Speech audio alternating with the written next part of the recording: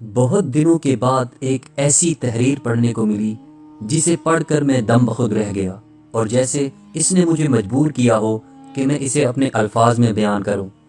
اب پتہ نہیں واقعہ سچ ہے یا جھوٹ، یہ تو اللہ ہی بہتر جانتا ہے، لیکن اس میں جو سبق دیا گیا ہے وہ ناقابل فراموش ہے اور ایک انسان کی زندگی کو بدلنے کے لیے کافی ہے۔ دمشق کا معروف و مشہور تاجر رات کے پچھلے پہر سڑکوں پر ٹہل رہا تھا۔ موسم خوشگوار ہونے کے باوجود اس کا دم گھٹا جا رہا تھا۔ ڈاکٹروں کے مطابق اس کے پاس ہفتہ یا 10 دن سے زیادہ ٹائم نہیں تھا۔ دنیا کی ہر آسائش کے ہوتے ہوئے بے بسی کا یہ عالم تھا کہ ٹائم سے پہلے ہی سب کچھ ختم ہوتا محسوس ہو رہا تھا۔ ملک کے ڈاکٹروں نے جواب دے دیا تھا۔ ایک ننھی سی امید تھی کہ امریکہ میں علاج ہو سکتا ہے، وہ بھی دم توڑ گئی۔ جب وہاں کئی مہینے ٹیسٹ وغیرہ کروانے کے بعد سینئر ترین ڈاکٹر نے آخرکار ایک دن آ کر نرمی سے سمجھایا کہ آپ کے پاس زیادہ ٹائم نہیں ہے، لہٰذا میرا مشورہ ہے اور عقل مندی یہی ہوگی کہ باقی کا قیمتی ٹائم آپ اپنے بیوی بچوں کے ساتھ گزاریں۔ رات کے اس پہر بے خبری کے عالم میں نہ جانے کتنی دیر تک ٹہلتا رہا۔ اس کی سوچوں کا تسلسل تب ٹوٹا جب ٹہلتے ٹہلتے وہ ایک تنگ سے بے رونق پل پر پہنچ چکا تھا۔ سڑک کے پار دوسری طرف اسٹریٹ لائٹ کے نیچے ایک خاتون کھڑی کسی آدمی سے گفتگو کر رہی تھی۔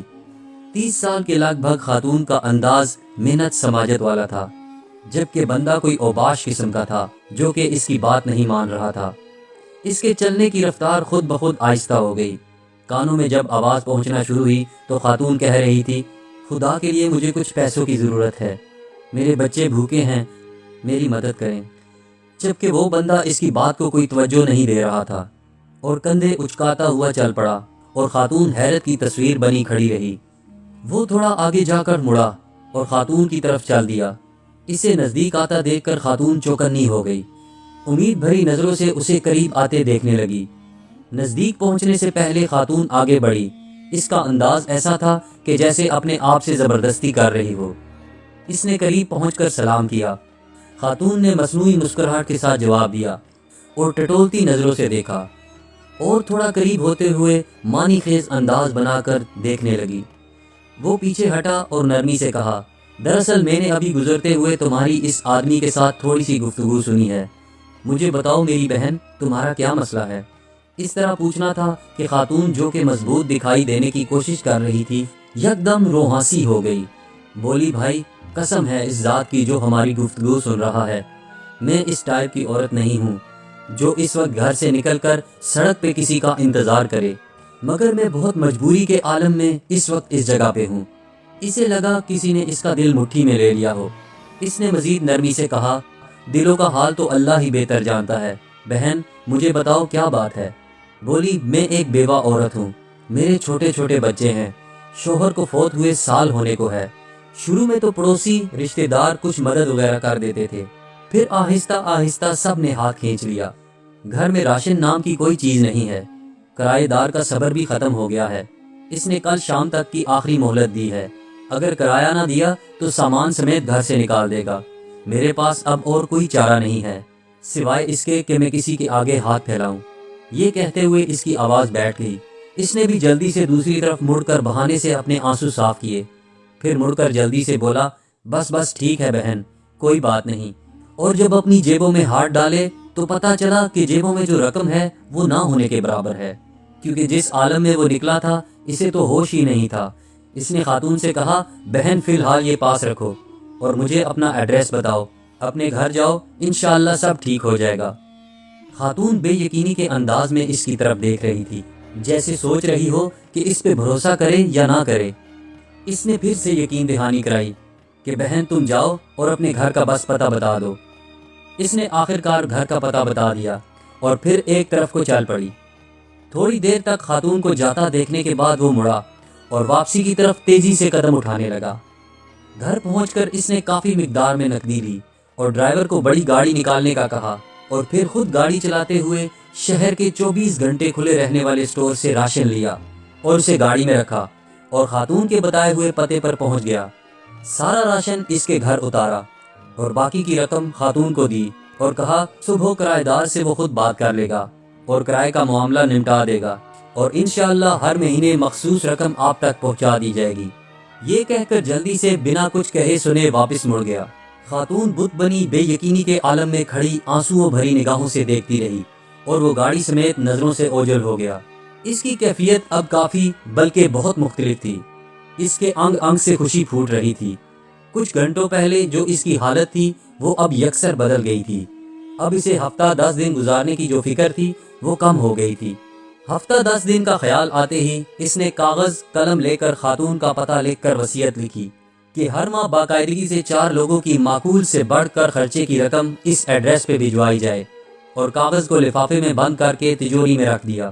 اب اسے لگ رہا تھا کہ اپنے آخری سفر کے لیے وہ تیار ہے یا تھوڑی بہت تیاری کر لی ہے۔ پھر ہفتہ گزر گیا اور 10 دن گزر گئے، پھر مزید 10 اور پورے 15 دن گزر گئے۔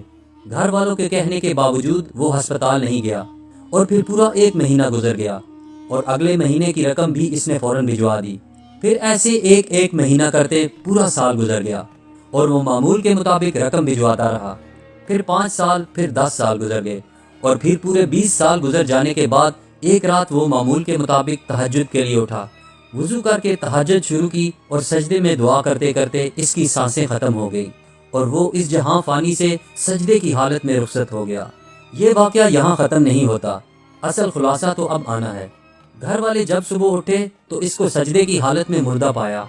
افسوس کے ساتھ ساتھ گھر والوں کو اس بات کی خوشی بھی تھی کہ اچھی اور مبارک موت ہوئی۔ خیر، تکفین و تدفین اور دیگر انتظامات کے بعد اولاد کا تجوری اور وصیت کھولنے کا وقت آیا تو وہ بند لفافہ بھی نکل آیا جو کم از کم 20 سال پہلے کی تاریخ کا ان کے والد کے ہاتھ کا لکھا ہوا تھا، اور اس کا مطلب تھا اس لکھے گئے پتے پر 20 سال سے رقم دی جاتی رہی ہے۔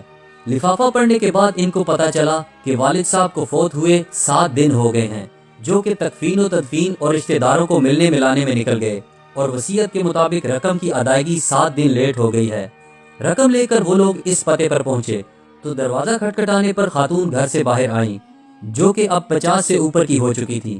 سلام دعا کے بعد تاجر کے بڑے لڑکے نے خاتون سے مؤدب انداز میں کہا کہ ہم آپ کو والد صاحب کی طرف سے جو ماہانہ مخصوص رقم ہے وہ دینے آئے ہیں، اور معذرت چاہتے ہیں کہ رقم کی ادائیگی 7 دن لیٹ ہو گئی۔ وہ اصل میں خاتون جلدی سے بولی، ارے نہیں، کوئی بات نہیں، آپ کے والد صاحب کے ہم پر بہت احسانات ہیں، آپ لوگ میری طرف سے والد صاحب کو بہت بہت شکریہ بولیے گا، اور انہیں بتائیے گا کہ ہم ہمیشہ انہیں دعاؤں میں یاد رکھتے ہیں اور رکھیں گے، اور میری طرف سے آداب کے ساتھ انہیں بتائیے گا کہ اب انہیں رقم بھیجنے کی ضرورت نہیں ہے۔ بیٹا حیرانگی سے بولا، کیوں؟ اب کیوں نہیں ہے ضرورت رقم کی؟ خاتون نے خوشی کے آنسوؤں میں ملی آواز میں جواب دیا، اللہ کے فضل سے مہینہ پہلے میرے بڑے بیٹے کی ملازمت لگی تھی، اور 7 دن پہلے بیٹے اس کو اس کی پہلی تنخواہ ملی ہے۔ خاتون روانی میں پتہ نہیں کیا کیا بولے چلے جا رہی تھی، جبکہ لڑکوں کے کانوں میں خاتون کا یہی جملہ اٹک کر رہ گیا، 7 دن پہلے ہی میرے بیٹے کو اس کی پہلی تنخواہ ملی ہے، 7 دن پہلے ہی میرے بیٹے کو اس کی تنخواہ ملی ہے۔ عربی سے منقول ہے کہ رازداری میں کیا گیا صدقہ اللہ پاک کے غصے کو بجھاتا ہے۔ دوستو، اس کہانی سے ہمیں کافی سبق ملتے ہیں کہ کسی غریب و مجبور کی مدد کرنے سے اللہ تعالیٰ کا غصہ کم ہو جاتا ہے، اور مال و دولت اور عمر میں برکت ہوتی ہے، اور بلائیں ٹل جاتی ہیں۔ اللہ تعالیٰ اپنے بندوں سے پیار فرماتا ہے اور ان کی بخشش کا سبب پیدا کرتا ہے۔ جس نے اس سبب کو حاصل کر لیا وہ فلاح پا گیا۔ ہمیں اللہ تعالیٰ پر مکمل بھروسہ رکھنا چاہیے، نا امید نہیں ہونا چاہیے، اور اپنے پڑوس کی خبر رکھنی چاہیے کہ اگر کوئی ضرورت مند ہو تو اس کی مدد کی جائے۔ اللہ ہم سب سے راضی ہو۔ دوستو، اگر آپ کو آج کی ویڈیو اچھی لگی ہو تو اسے لائک کریں، دوستوں میں شیئر کریں، اور میرے چینل کو سبسکرائب کریں۔